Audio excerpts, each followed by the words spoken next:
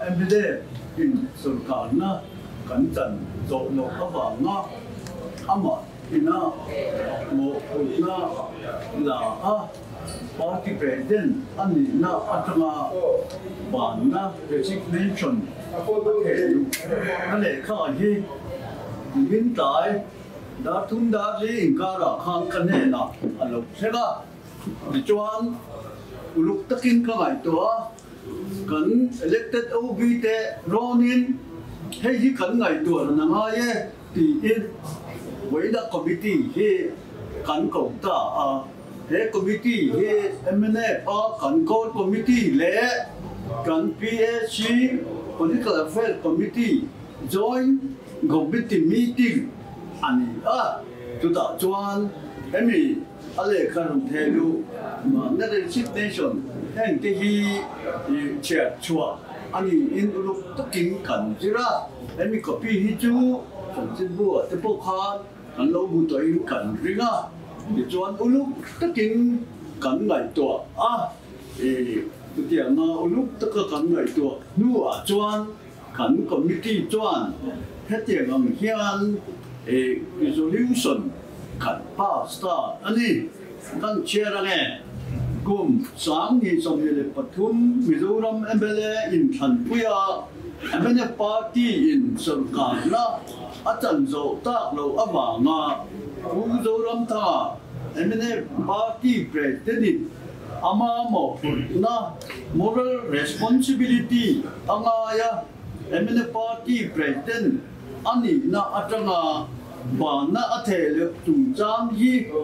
MNF National Core Committee le MNF Political Affairs Committee joint meeting chuan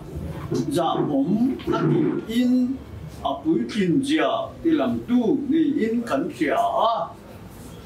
tun in thana kan chak lo na hi ama mo phu na bi chak ni lovin kan jawaya mo ani president atanga ban resign aro deal hi meeting chuan apom lowa chuwangin MNF president ani na hi chen zui zel che kan ti kha kan join meeting na kan resolution chu ani heta hian chairman hom loi senior vice president MNF le Romin Liana secretary National Core Committee in the party then min sign in he committee minute he kan siama he tu he ama po kan ba fil to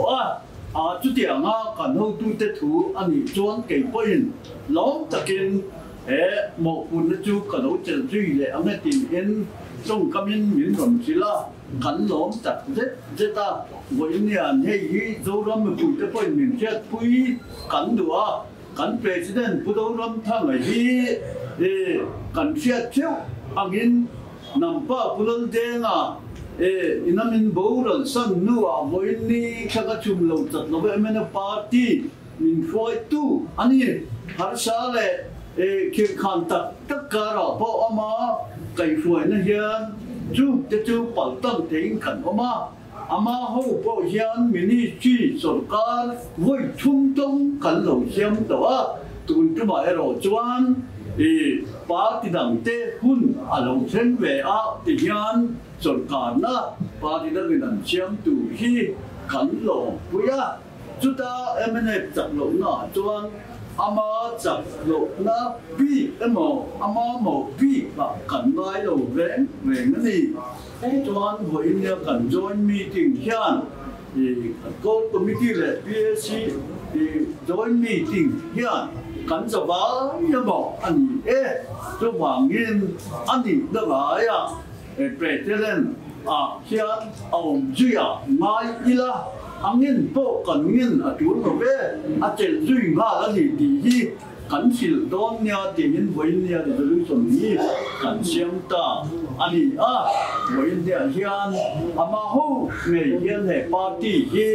tu na hian akal zui zel ani ti hi zo ram mi pui te le abik taken bên đây bên bờ cho coi na cần share cần tụ tập rất ta với nhà hiện mà hô ngày hiện bên đây party he dấu đông thì quỷ tên call to hin sổ cả na hiện ministry xiêm đại in lâu lệ để ông tỷ he cần ring mệt rất anh ấy chúng làm cho với nhà hiện để thủ he dấu đông thì quỷ cho coi cần tỷ tu đích tập cần tỷ anh đi thì mình sẽ vui cần đối mình bỏ vui bỏ cần ring bỏ cái gì đúng không?